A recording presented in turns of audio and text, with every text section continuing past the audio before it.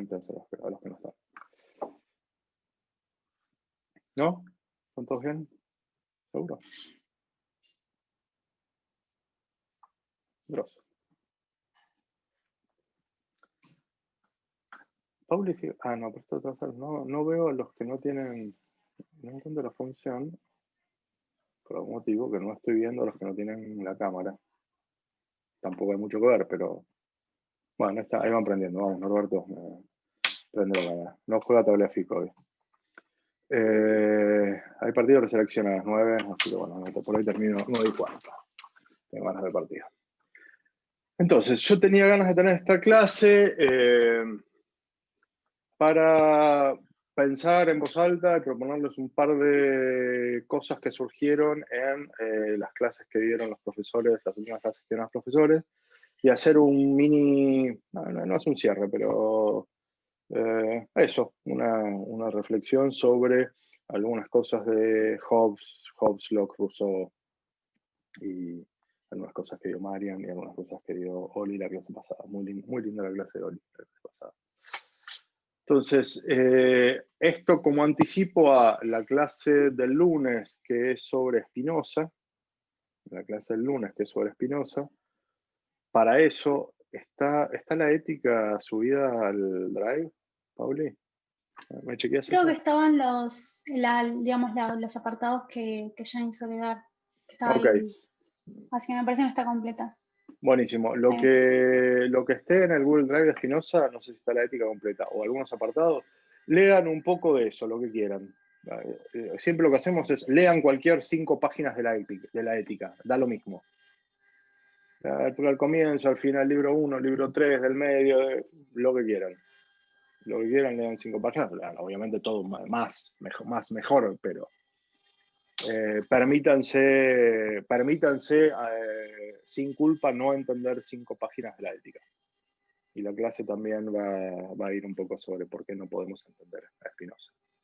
Alegremente. ¿Por qué alegremente no podemos entender a Spinoza? Así que el libro más bello jamás escrito. Yo sé que digo esto sobre varios libros, pero efectivamente la ética ordenada según el modo geométrico es el libro más bello jamás escrito. Y luego de ahí nos metemos con filosofía en el tocador. Filosofía en el tocador de Sade. Esto el jueves que viene, ¿no, Pau? ¿Estoy bien? Lunes Spinoza. Sí. Jueves que viene, filosofía en el tocador de Sade. Filosofía en el tocador de Sade es una novela. La tienen que leer como una novela. El otro día tuve un momento en la clase de Oli, que Oli estaba diciendo, bueno, a ver si pudieron leer las 4 páginas al menos de Kant. No, sentí que una cosa, no personalmente con ustedes, ¿no? Pero hay una cosa medio degradada que está pasando últimamente, que es como que les pedimos por favor que lean. Y casi como nosotros nos conocen como los locos de los libros, y después van a ver en los foros de la facultad que nosotros somos los locos que obligamos a los alumnos a leer libros, entonces voy a bancar un poco eso. No es que tienen que leer 4 páginas, no, tienen que leer los libros, digo, la ética, acabo de decir, lean 5 páginas, pero tienen que leer los libros, tienen que tener leídos para la clase. Pues si no hay medio una cosa ahora muy de moda en el cual, bueno, a ver si pueden, no los queremos molestar, a ver si pueden leerse un par de... No, loco, hay que leer los libros para las materias. Y son un montón los libros para materias, sí, son un montón. Son un montón. Entonces, para entrar en clase hay que leer La filosofía del tocador, es una novela. Había una vez, empieza y termina con El asesino es el mayordomo, ¿no? Una novela, empieza y termina. Es una novela pornológica que los va a incomodar. Si no los incomoda,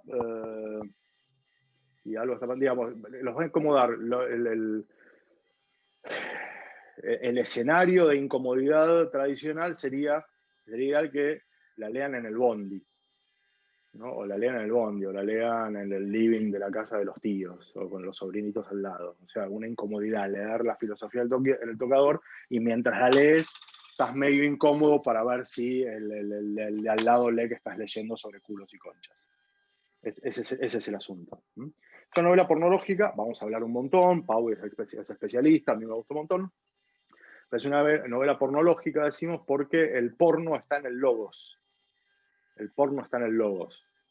Digamos, habitamos un mundo pacato por un lado, pero por otro lado acostumbrado al pornografos, a la grafía, a a lo gráfico del porno, y acá tenemos un chabón que hace porno con logos.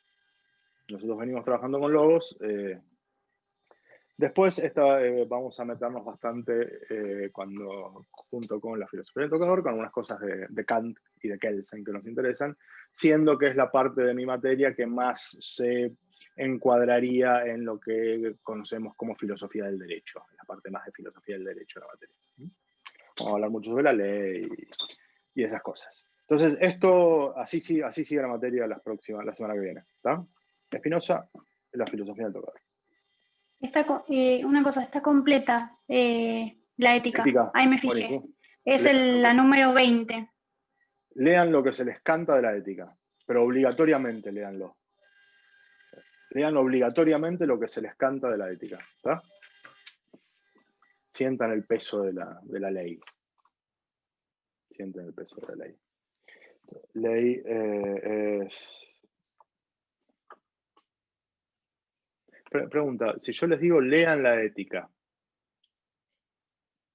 ¿les estoy dando una orden? Interesante, yo pregunto en serio. Si yo les digo lean la ética, ¿les estoy dando una orden? Cuando Dios le dice a Adán, no comas el fruto del árbol prohibido, ¿le está dando una orden? O sea que sí. ¿Por qué decimos que es una orden?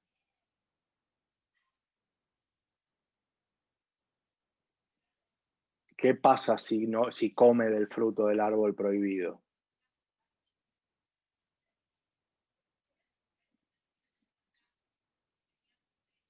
Está supuesto a un castigo, digamos. Un castigo, digamos. Exacto, si se transgrede la ley, corresponde un castigo, ¿no? El cabo del paraíso. Por ejemplo, y el castigo es exactamente. Entonces, digamos, si nosotros leemos orden, que es cuando no se cumple una orden, la entendemos porque hay una ley, se transgrede esa ley, entonces corresponde un castigo, una pena, etcétera, etcétera. Bien. ¿Y si no fuera una orden? ¿Y si fuera una ley de composición? O sea, nosotros leemos orden ahí, pero lo mismo puede ser visto como una ley de composición. ¿Qué es una ley de composición? Che, mira, no mezcles sandía con vino, te va a quedar mal.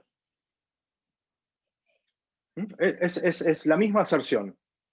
La misma aserción puede ser entendida como una orden que si es transgredida corresponde a una pena, un castigo, o puede ser entendida también como unas reglas de composición, ley de composición. ¿Qué es una leyes de composición o un orden de composición? Esto va con esto. Esto va con esto. Esto va con esto. Por ejemplo, che, ¿saben qué va muy bien con la materia de teoría del estado de Wiener? 5 páginas de la ética de Spinoza. Léanlas. ¿Entienden el mismo plano cómo podemos ver sobre el mismo hecho, acto, acontecimiento, lo que sea? Podemos hacer 2 lecturas diferentes. La de la ley y el orden, o la de la regla de composición, el orden de composición. Cuando decimos composición, entiendan también como composición tema la vaca o una pieza musical. Eso también es una composición. Es un arreglo particular de cosas que van en un determinado orden y van muy bien unas con otras. Imaginen lo siguiente, ¿qué pasa si yo hago, tienen, no sé, el cha cha cha chan, ¿está? Cha cha cha chan, va perfecto. Ahora escuchen esto. Cha chi cha chan. ¿No les suena rara? No es como, acabo de joder una obra maestra. Esas notas, esos silencios, esas cosas van perfectos uno con otro. Ahí tenés una composición. Si alterás, hay algo ya que está roto, no está.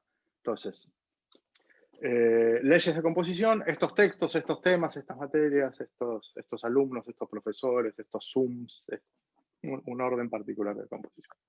Bien. De eso vamos a hablar a partir de la semana que viene. Transgresión de la ley, orden, pena, castigo, composición de fuerzas, descomposición de fuerzas. para poder hablar de composición y descomposición de fuerzas, tuvieron hace un par de clases, una hermosa clase con Fede Torres, en la cual empezaron a hablar de fuerzas. ¿Se acuerdan, Hobbes? Nos tenemos fuerzas de acción y reacción, ¿no? Miedo, muerte violenta. Entrego mi fuerza, hay una entidad que reúne toda la fuerza. Esa entidad lo que hace es crea reglas, leyes. O sea, establece relaciones. Tuyo, mío, lindo, feo, bueno, malo.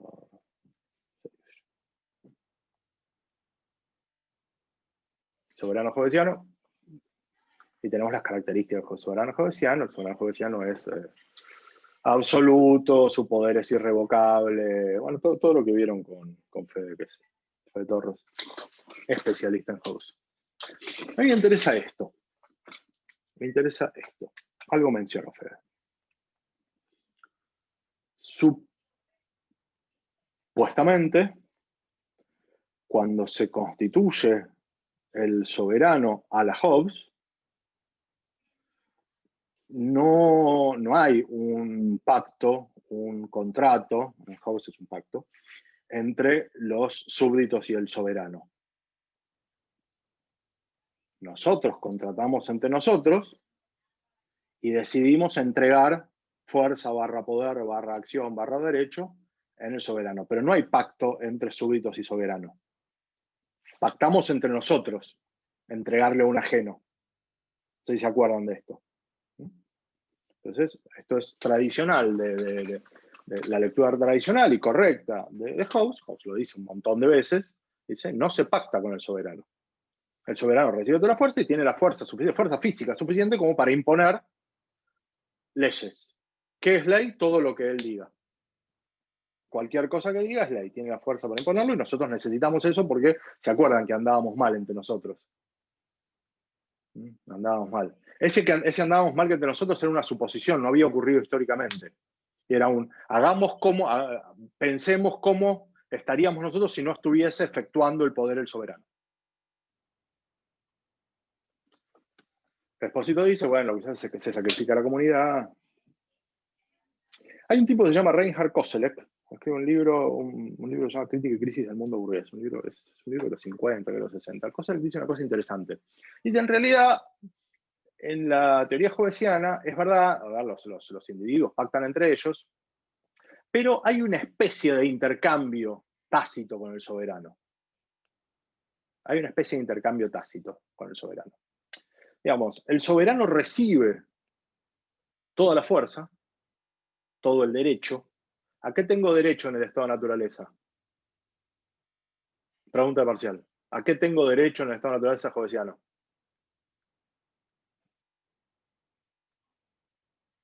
Estoy haciendo lectura de labios, María, no te escucho. Veo cómo ves los labios, pero no. A todo, ¿no era? A todo. A todo. Buenísimo, perfecto. Tengo derecho a todo, perfecto. ¿Y a qué todo tengo derecho? ¿No? Porque yo digo, tengo derecho a todo. A Buenísimo. todo lo que puede el otro también. Por eso, ¿y qué puedo hacer? Si lo pregunto al revés, tengo derecho a todo. ¿Qué puedo hacer en esta naturaleza, hobbesiano? Todo lo que no perjudica al otro. ¿Qué puedo hacer? Bueno. ¿Qué puedo hacer? No, ¿y no? Sí, tengo derecho a todo. ¿Y qué puedo hacer? No. Nada, en realidad. Puedo matar. Exactamente, puedo hacer una sola cosa. Matar Si y bien evitar tengo que me maten. Claro, evitar que me maten es matar. ¿Se acuerdan? Pero hay una acción. Entonces, tengo derecho a todo, ¿no? Lo pensamos en vez de en términos de esencia, lo pensamos en términos de potencia. O sea, la tradición, si quieren, platónico-cristiana del derecho natural, en Hobbes se trastoca. En vez de pensar cuál es la esencia del hombre, Hobbes lo que hace es rompe todo. Patea, viene y dice, no, ¿qué esencia? Lo que pensamos es cuál es la potencia del hombre, qué es lo que el hombre puede. ¿Qué es lo que el hombre puede? La tradición natural dice, bueno, ¿cuál es la esencia del hombre? El hombre es un ser racional. Perfecto. ¿Dónde realiza esa esencia? Esa esencia la realiza en comunidad. La comunidad es el lugar donde el hombre puede realizar su esencia. ¿Quién es el que mejor conoce las esencias del hombre? Bueno, el sabio.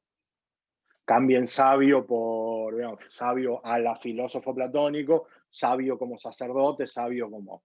El sabio, la figura del sabio es el que mejor conoce la esencia del hombre, que es su razonabilidad, que la puede realizar en una comunidad razonable, que es la polis, o la polis platónica o la ciudad de Dios cristiana, es lo mismo.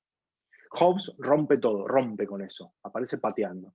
Dice, ¿qué esencia estamos hablando? Dice, no podemos pensar al hombre en términos de esencia, hay que pensarlo en términos de potencia. ¿Qué es lo que puede? ¿Qué puede el hombre? Todo. Mira qué lindo. Mira qué interesante. A ver, dígame qué es este todo que puede el hombre. Y básicamente lo que puede es matar. Dado que lo que el hombre puede es matar, entonces la sociedad será aquel lugar en donde tenemos que poner restricciones a lo que el hombre puede. Pregunta, ¿puede María Celeste matarme a mí? ¿Puede matarme? Perfectamente. Buenísimo, entonces tenemos que poner leyes que impidan que ella pueda eso que puede. ¿Me siguen con esto? Digo, en estos intersticios es donde ustedes van a laburar. Como abogados, como defensores, como jueces, como asesores, como profesores, como legisladores, como funcionarios. En esos intersticios. Dado que María Celeste puede matarme, ahora amamos sociedades en las cuales encontramos modos de órdenes de composición que impidan de algún modo eso que puede. ¿Me están siguiendo más o menos? Estoy como sacando cosas que me interesan de las clases que den los chicos. Bien. Entonces, hay un intercambio, dice Koselleck, en la teoría hobbesiana, entre los súbditos y el soberano que constituyen. ¿Cuál es el intercambio tácito? El soberano recibe fuerza. Recibe fuerza. Y de algún modo nos reserva a nosotros, contratantes, pactantes entre nosotros, nos reserva eso que podemos llamar, hoy en día lo podemos llamar fuero íntimo, el mundo de la diferencia, las convicciones. En términos hobbesianos sería ese mundo de, acuérdense de que el problema de Hobbes también es el periodo de la explosión multiclerical provocada por la Reforma.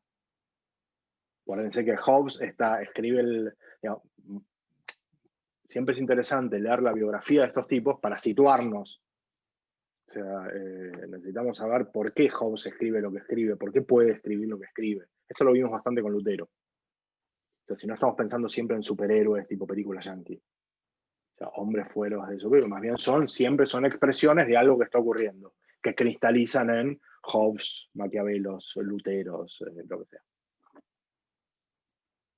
Entonces, este periodo de guerras de religión, ¿no? Estamos con el problema de que de ese mundo del para mí Dios usa pollera, para mí Dios es uno y trino, para mí Dios tiene el problemita de que la pretensión de totalidad con respecto a la pretensión de totalidad con respecto a la idea trascendente, en este caso Dios, aunque esté en decadencia, puede generar ámbitos de tolerancia. El ejemplo clásico de este periodo de guerras de religión, pero de un lugar y un momento en el cual hay tolerancia religiosa, es precisamente la Ámsterdam de Spinoza. Ámsterdam de Spinoza, bajo la regencia de los hermanos de Witt, es un periodo de tolerancia religiosa. ¿Mm? Para mí Dios, para mí Dios, para mí Dios, para mí Dios, para mí no Dios. El tema es que el para mí Dios tiene esta pretensión de totalidad que por más que podamos tener interregnos de tolerancia, en realidad lo que esconde es precisamente esa totalidad. Entonces, si si Emanuel me dice, Dios para mí usa pollera, y yo digo, para mí Dios usa minifalda, estoy diciendo cualquier cosa, no quiero ofender a nadie, o quiero ofender a todos, me da lo mismo. Digamos, yo puedo decir, mirá qué interesante lo que dice Emanuel con respecto a... Pero en el fondo está equivocado para mí. ¿Entienden eso? La idea de Dios no admite otras ideas de Dios. Puede admitir diferentes prácticas. Pero si Dios es uno y trino, Dios no es múltiple. Puedo tolerar que haya otros que estén equivocados pensando que Dios es múltiple. ¿Me siguen con esto? Esa es la tolerancia. Pero dura poquito, ¿eh? Estamos al borde de estar a los tiros con Emmanuel. Entre para mí Dios A o para mí Dios B. Ese mundo, dice Koselleck, en la teoría hobbesiana, se anula de la siguiente manera. El soberano hobbesiano, recibe fuerza física, la capacidad de dar muerte de cada uno de nosotros. Todos nosotros pactamos en que todos a la vez le entregamos esa fuerza física que antes teníamos, que era con la que teníamos el problema. Y el soberano hobbesiano nos reserva a cada uno de nosotros nuestras creencias. Siempre y cuando no las hagamos públicas. O sea, se mantengan en el fuero íntimo. Pertenezcan al mundo privado. Al soberano hobbesiano no entiende en términos no tiene capacidad, es como si fuese una compu que no tiene software para leer la idea de Dios de Manuel, o la mía, o la de Norberto, o la de Celeste, o el ateísmo de María. Soberano hobbesiano iba a decirle chupa un huevo, le importa 3 carajos. 4 varios. O sea, no lo lee. A mí la figura que me gusta es como meter un pedazo de mozzarella en un puerto de USB. No, la compu no lee mozzarella. Sistema operativo no lee mozzarella. Y si ustedes, yo tengo una Mac acá, si ustedes vienen con un USB formateado en Windows, esta compu es como, dice, no, disculpe, no lo entiendo. El soberano hobbesiano no entiende Dios para mí, Dios así, Dios asá, Dios. El soberano hobbesiano recibe fuerza y con esa fuerza establece órdenes de composición, leyes, relaciones. ¿Me siguen con esto? Siempre y cuando nosotros la mantengamos en el fuero íntimo. Yo en mi casa le prendo la velita al que quiero. Si lo hago público, si me agarro a trompadas con Emmanuel en la plaza, ahí sí interviene el soberano. Y va a ser correcto ni lo de Emmanuel ni lo mío, lo que haya dicho el soberano. El soberano dijo Dios minifalda y bueno, Dios minifalda, punto. ¿Más estamos? ¿Cuál es el problema? Gabriel dice, Hobbes es incapaz de establecer una conexión entre pasión y razón. Es muy interesante cómo lo estás planteando, que es incapaz de establecer una conexión. Yo propuse, la razón es una pasión extraña. Ustedes no van a encontrar la razón dentro del mundo de las pasiones. Este fuero íntimo, este mundo, esta sopa pasional, es lo que Hobbes reserva en la medida en que no se haga pública. Si se hace pública, ahí sí interviene el soberano. Entonces, la razón aparece como aquello que logra domar el fuero pasional, pero no anulándolo. Simplemente haciendo como a mí no me interesa eso. Prima la razón dicta pactar, pactamos entregar fuerza, etc. Eso es lo que ustedes piensen, lo que ustedes quieran, lo que ustedes... ¿No? El mundo de la diferencia, el mundo del para mí. Concluyo con esto que dice Koselleck. Dice, en determinado momento la teoría hobbesiana necesita una especie, un upgrade, necesita una mutación. Necesita que haya algún otro tipo de teoría con la misma estructura contractual, ¿no? Pensemos un estado de naturaleza, algún modo copulativo, alguna salida del estado de naturaleza por la cuestión negativa que pudiera tener ese estado de naturaleza, depende de cómo lo caractericemos, y otro tipo de estado político. La estructura es la misma. La estructura para el liberalismo es la misma, la estructura en Hobbes es la misma, en Rousseau es la misma, en Locke es la misma, en Kant es la misma, en Pufendorf es la misma, en Grocio es la misma, en Rawls es la misma, en Nozick es la misma, y cada vez que nosotros decimos hay que hacer un nuevo contrato social, ¿no? Cada vez que hay elecciones alguien sale a decir eso.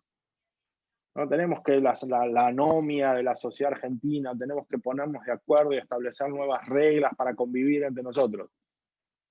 No estoy diciendo que esté bien ni que esté mal eso, pero digamos, la lógica sigue siendo la misma. Pactemos, acordemos. No vamos a ver en profundidad, simplemente lo voy a mencionar por arriba, no vamos a ver acá la teoría liberal. Mínimamente, Locke. Locke es un autor recontra interesante. De hecho, es medio el que gana. Es el que gana. Digamos, el principio de autoridad que deviene del contractualismo liberal es el que impera. Nuestras constituciones tienen formato liberal. Liberal en el sentido político, porque digamos, siempre hay problemas ahí, hay como gran... es muy plástica, todos los conceptos son plásticos, pero el concepto de liberalismo es muy plástico. Entonces, también es una cosa lo que entendemos como liberalismo nosotros, otra cosa lo que se entiende como liberalismo en Estados Unidos, otra cosa es lo que se entiende como liberalismo continental, digamos, en Europa. Pero el liberalismo político lockeano, básicamente la estructura, mínimamente la estructura, tiene que ver con que el estado de naturaleza que caracteriza a Locke es un estado en el cual hay paz y guerra. Es un estado de paz en el cual el hombre vive en paz si fuese lo suficientemente razonable como para vivir de acuerdo a la ley natural. ¿Cuál es la ley natural? Entre otras cosas, la ley natural es la ley que me asegura, de otras cosas, mi vida, mi libertad y mis posesiones. La ley de propiedad en Locke es natural, pertenece a esta naturaleza. Entonces, como hay tantos principios de justicia como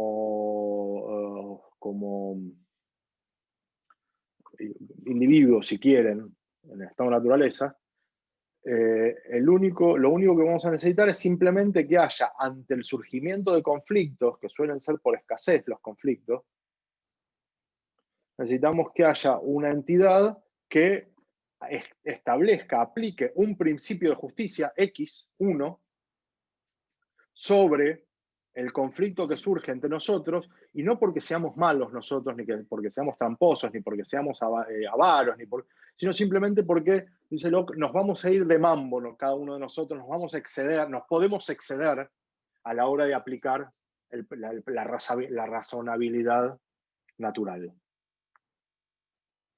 Entonces, si estamos María y yo con un conflicto alrededor de una posesión material, bueno, todo lo que haga María va a ser justo alrededor de ese bien. Y todo lo que haga yo también va a ser justo. Entonces, vamos a necesitar la figura de algo parecido a un juez imparcial que aplique un principio de justicia que va a ser muy parecido al de María y muy parecido al mío. Pasa que María ¿vieron cómo se pone María? La conocen. Entonces es como intensa. Entonces defiéndelo. Y yo también. Necesitamos a alguien que como que diga, bueno, María, bueno, Federico, más o menos nos entendemos, pero la manzana que me acaban de arrancar de ese árbol es de María. ¿Por qué? Porque la regla que estamos aplicando es esta. Estoy haciendo el liberalismo for dummies acá, ¿no? Quiero pasarle muy por arriba. Muy por arriba. Pero hay una cosa interesante que sí podemos ver, que es que, lo que dice Koselleck es la teoría hobbesiana en determinado momento necesita esta mutación, necesita una elaboración de un principio de autoridad, o sea, una otra teoría contractual, con la misma estructura, pero que comprenda eso que la teoría hobbesiana no comprende, que es precisamente esto que llamamos fuero íntimo, mundo pasional, mundo de las diferencias, pluralidad, lo que sea. Miren lo siguiente. Si ustedes... Esto creo que lo charlábamos, yo no me acuerdo muy bien, pero no importa, vamos a repetirlo. Si agarramos nuestra constitución, ¿no? Agarramos la última, la del 94, y tenemos que decidir cuáles son los artículos más importantes de la Constitución. Esto lo dijimos esto en una clase, ¿no? Tengo la idea de que lo dijimos, ¿o no? ¿No? Bueno, a ver. Les voy a contar una teoría que tenemos, un ejemplo práctico. no lo podemos poner en prueba porque muere gente, pero ese es el problema que tenemos los que hacemos ciencias sociales, que no podemos poner en prueba teorías porque si pones en prueba teorías suele morir gente. No puedes hacer revoluciones en laboratorio, esa es una frase muy famosa. Pero nosotros hacemos este ejercicio, que es, queremos chequear cuáles son los dos artículos que son los pilares de nuestra Constitución. Para mí son dos. ¿Cómo chequeo que esos dos son importantes y que el resto es medio relleno? La teoría funciona así. Haces el ejercicio mental de agarrar cualquier artículo de la Constitución y pensar en cambiarlo. Y te tenés que imaginar viviendo en la ciudad de Buenos Aires en un piso alto. Acompáñenme con el juego. Imagínense que cualquiera de ustedes vive en un DERPA en un piso 25 en Buenos Aires, en un piso, ¿no?, alto. Entonces, voy a cambiar este artículo de la Constitución y voy a ver desde mi piso 25, desde el balcón, al día siguiente, cuánto impacto tiene en la ciudad que yo haya cambiado ese artículo. Entonces, ¿qué impacto ves que algo tiene desde un piso 25? ¿Qué tiene que pasar en la ciudad para que vos lo notes desde un piso 25?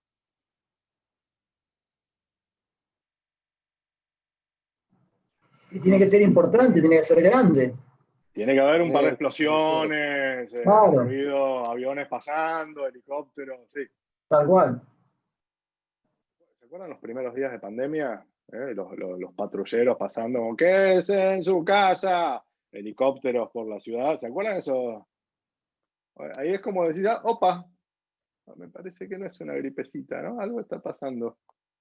Bueno, entonces en nuestro testeo es piso 25. Entonces hagamos la prueba.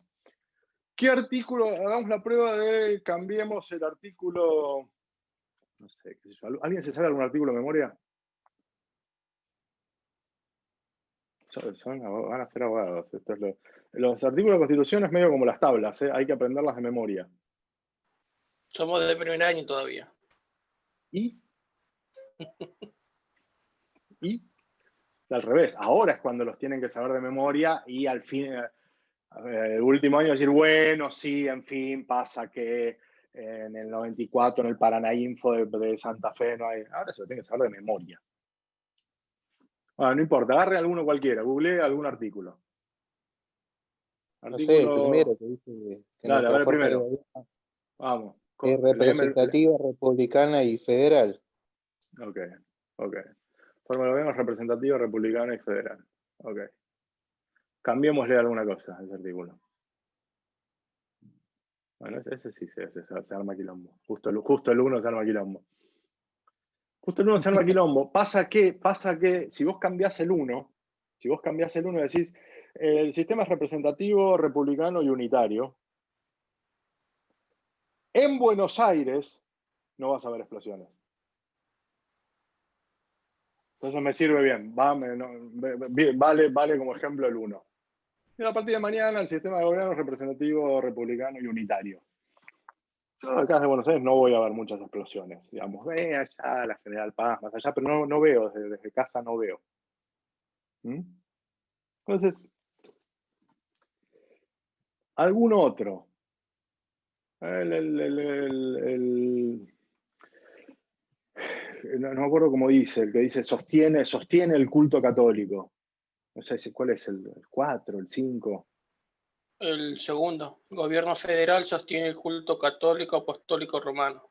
Perfecto, cambiémoslo. El gobierno federal no sostiene un carajo. Somos ateos. Es que es raro, porque somos ateos. ¿Qué quiere decir sostiene? En realidad sostiene, sabemos, es que banca. Pero cambiémoslo, ese está siempre al borde de cambiarse. Siempre está al borde de cambiarse. Pero ¿qué pasa si decimos, bueno, a partir de mañana el gobierno federal no sostiene el culto católico? ¿Vamos a ver explosiones? No vamos a ver explosiones en la calle. Va a haber quilombo, la anunciatura, quilombo, pero no vamos a ver explosiones. Uno diría, los titulares de Clarín van a ser grandes mañana. Sí, pero los titulares de Clarín siempre son grandes. Los titulares son grandes por definición. Es que le estás tocando la manera de vivir a mucha gente. Yo creo que con este artículo sí habría mucho lío, mucha explosión. Manuel, ese artículo va a cambiar en cualquier momento, cambia. O sea, pasa Desde que yo como tengo uso de razón, como no dicen que van a tenemos, cambiar, que no van a te digo, bancar a la tenemos el problema que iglesia. no tenemos enmiendas, entonces necesitamos una reforma de la Constitución. Necesitamos una reforma de la Constitución. Pero ya creo que este año se reglamentó otro modo de financiación del culto católico y la Iglesia Católica no dijo mucho. Porque aparte es poco, no tiene gran incidencia. Ahora bien, ¿qué pasa si cambiamos el artículo 14?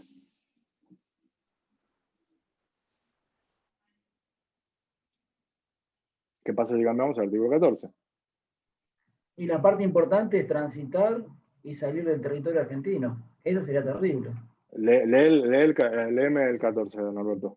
Todos los habitantes de la nación gozan de los siguientes derechos conforme a las leyes que se reglamenten su ejercicio, a saber, de trabajar y ejercer toda industria lícita, de navegar y comerciar, de peticionar a las autoridades, de entrar, permanecer, transitar y salir del territorio argentino, de publicar sus ideas por la prensa sin censura previa, de usar y disponer de su propiedad, de asociarse con fines útiles, de profesar libremente su culto, de enseñar y aprender.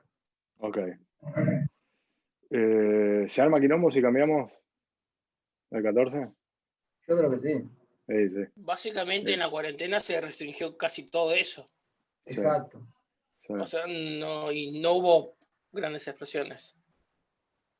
Pero ¿cuánto la pudimos sostener? ¿Cuánto la gente está bien, pero digo, pero está bien, pero digo, sin meternos en eso, piensen en los primeros días. O sea, te puedo asegurar que desde un piso 25, no sé, yo vivo en un piso 2, pero de un piso 25 puedo imaginar que la ciudad era diferente. Se escuchaba diferente. No había ruido. Ahora bien, en conexión con el 14, ¿qué pasa si cambiamos el 17?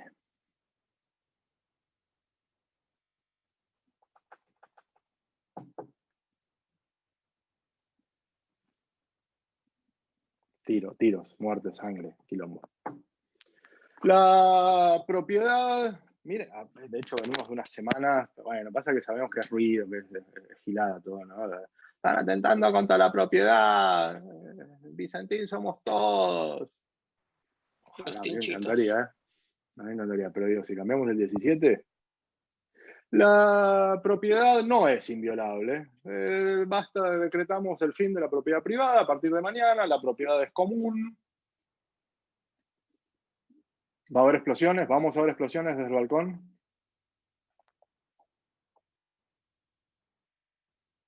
Vamos a ver explosiones desde el balcón. Vamos a ver explosiones desde el balcón. Yo creo que sí. No, te puedo asegurar. Te puedo asegurar que va a ser, sí, va a haber un montón de explosiones mañana si cambiamos el artículo 17. Pero decimos, bueno, ojo, parece que el artículo 17 es uno de los pilares. El resto puede girar alrededor del 17, el 14 obviamente está desconexo al 17. Yo no soy constitucionalista, no soy experto en la Constitución Nacional, sin embargo, sospecho que el artículo 17, conexo al 14, son artículos centrales. Ahora bien, miren este artículo. Este es mi artículo favorito de la Constitución.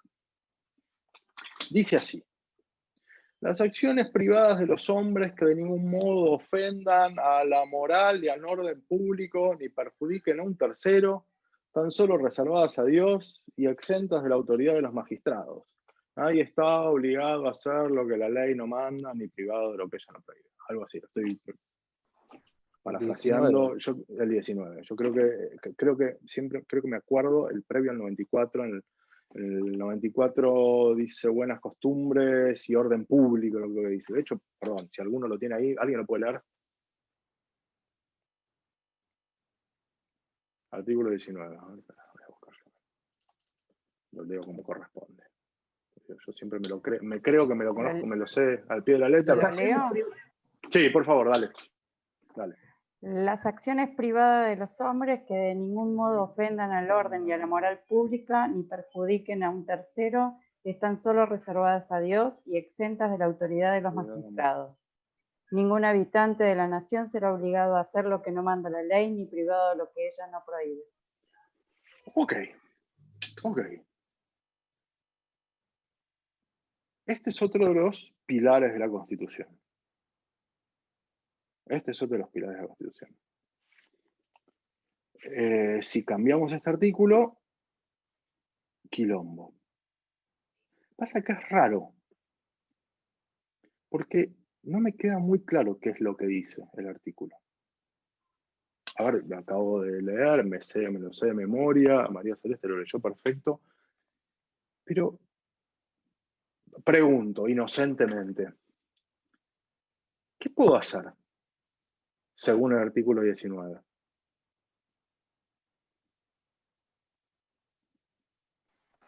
Aquello que no dañe a un tercero, dice. Y aquello que no afecte al orden público, ¿no? Ni a la moral. Y además dice... Que no esté prohibido, básicamente. Dice, no, puedo hacer todo aquello que no está prohibido, ¿correcto?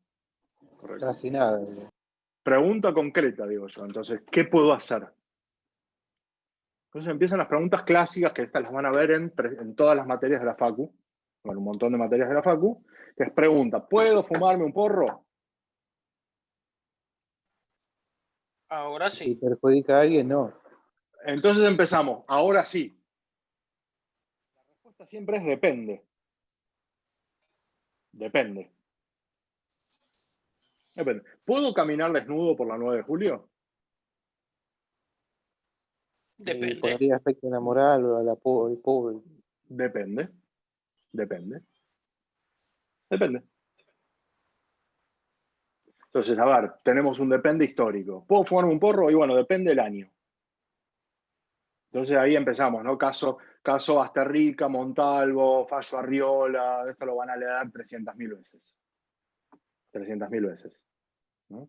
Las primeras leyes restrictivas, de hecho, hoy se reglamentó, se sancionó y se reglamentó la ley de marihuana medicinal. Entonces hoy hay mucha información sobre esto. Van a lean los diarios de hoy, los van a leer hoy sobre Montalvo, Basterrica.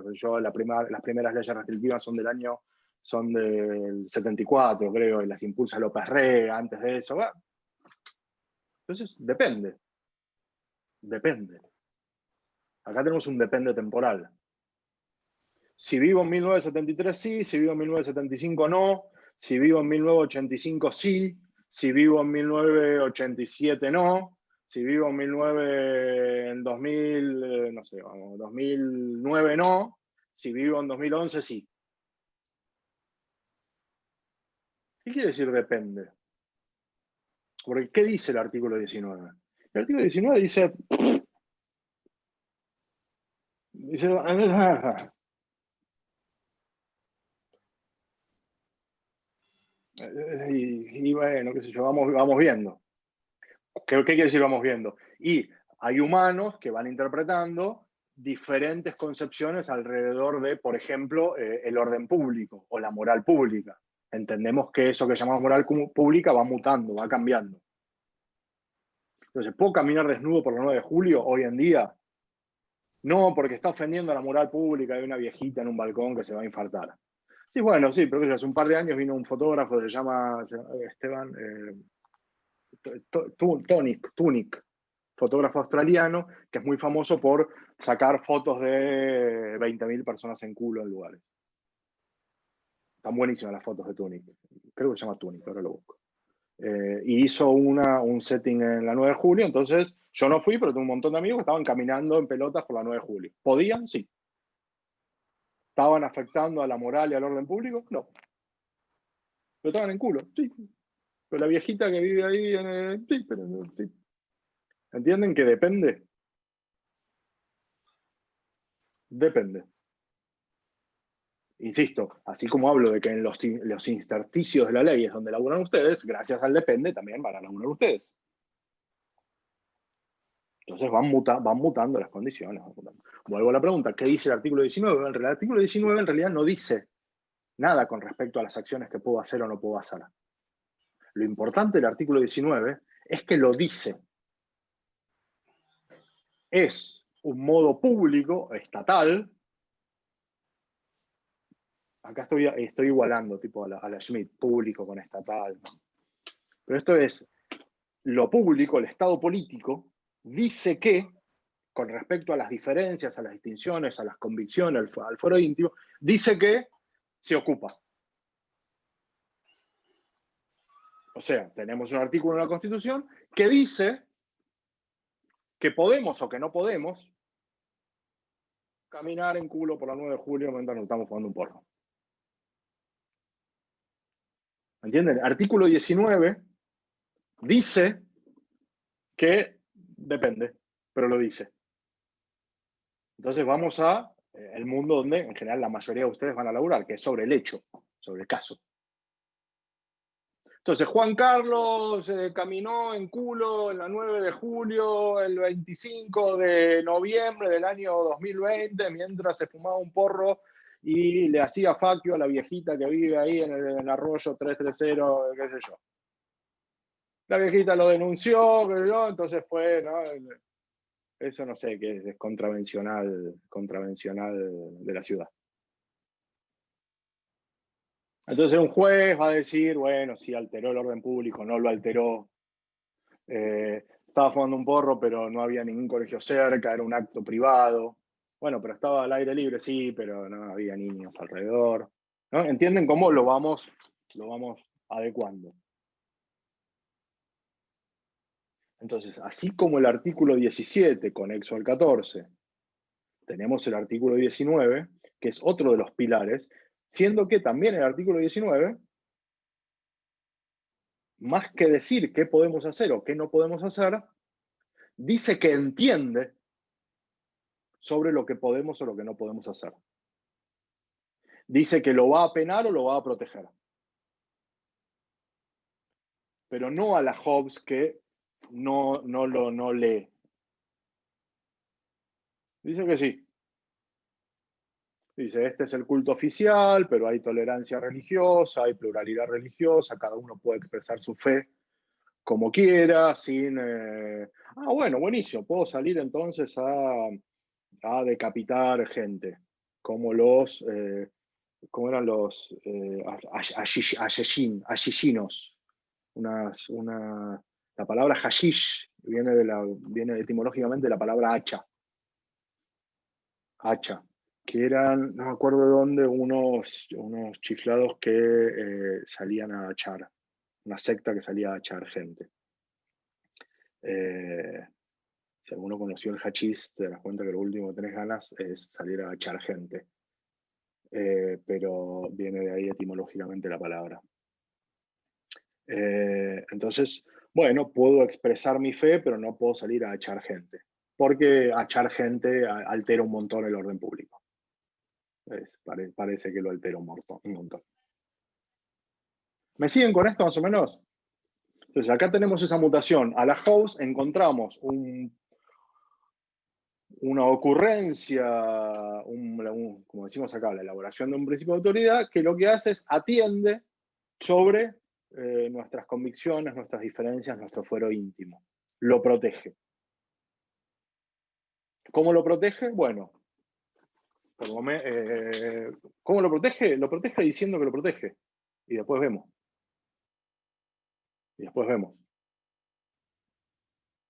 Como se va alterando nociones como el orden público, también se van alterando las leyes. Se van cambiando las leyes. Entonces hay leyes que permiten una cosa en un momento y que no permiten otra. Yo laburé mucho tiempo en cárceles. Laburé mucho tiempo en cárceles federales. En temas de educación universitaria en cárceles. En Devoto, y además di clase. Este curso yo lo di muchos años en el Centro Universitario de Devoto, curso de teoría del Estado. Tenía un alumno que el tipo me decía, yo era camionero. Llevaba papas, llevaba motores, nunca tuve problema. Un día llevé cocaína y mira dónde estoy. Y me decía, yo lo que hago es transporto cosas de un lugar a otro. Mismo camión, 6 toneladas de motores, ningún problema. 4 toneladas de trigo, ningún problema. Ahora bien, media tonelada de cocaína, mirá el quilombo que se arma. Bueno, hay leyes que prohíben el tráfico, ¿no? Que consideran tráfico porque son sustancias ilegales, la cocaína y no los motores. Eso va cambiando, eso va cambiando.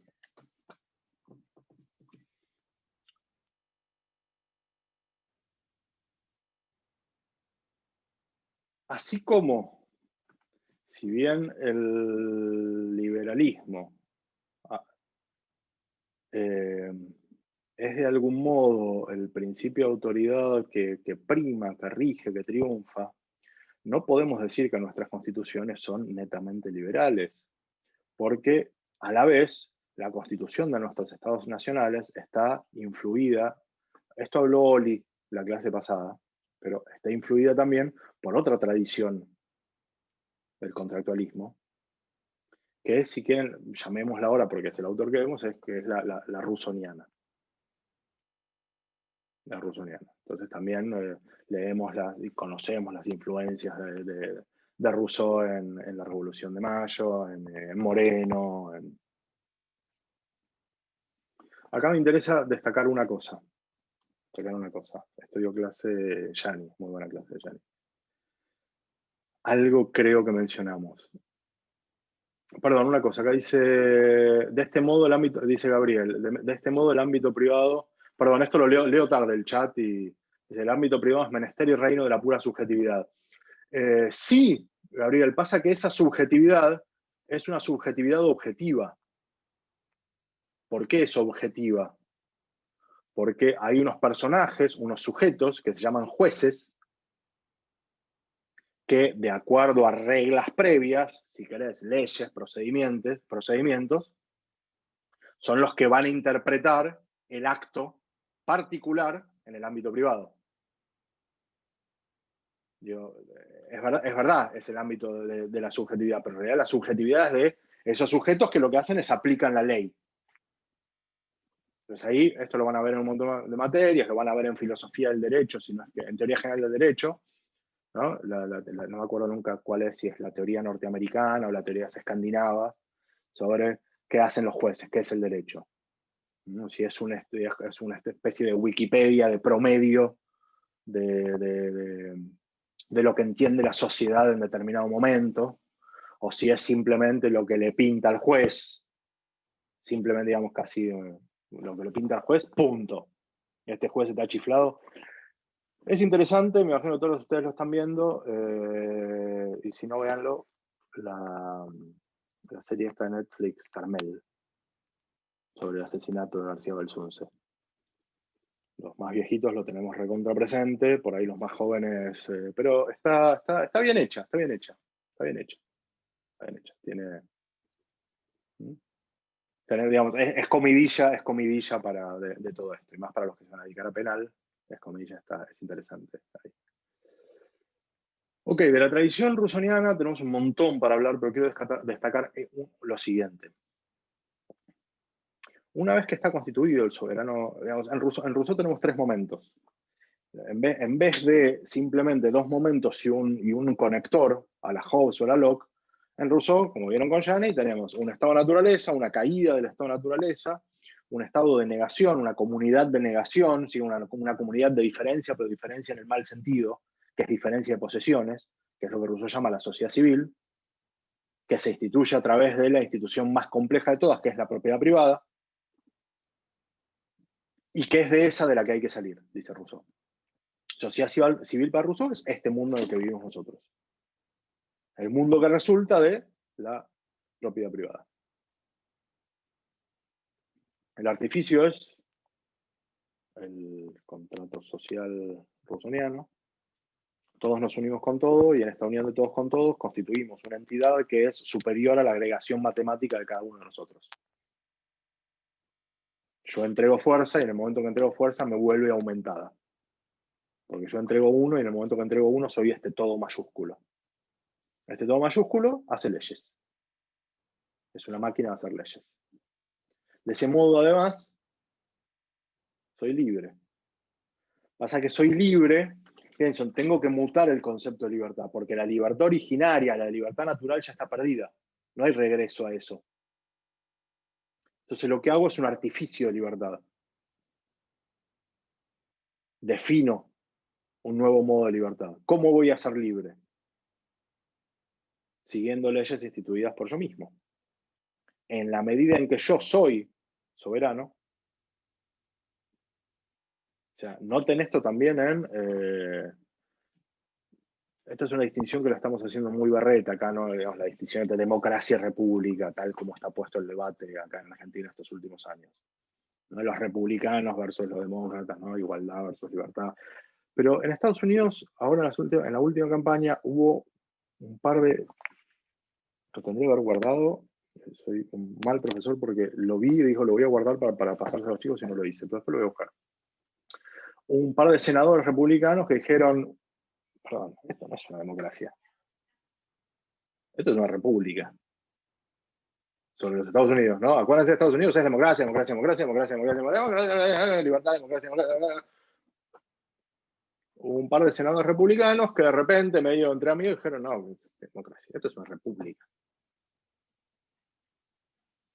Y una república muchas veces colisiona con la idea democrática de la democracia. Entonces también esas son muchas peleas que tenemos acá, ¿no? Si quieren, más allá de las chicas, digamos, pero entre la centro izquierda y la centro derecha, ¿no? Los defensores de la república versus, ¿no? Los defensores de las mayorías, si quieren, porque también hay una colisión ahí.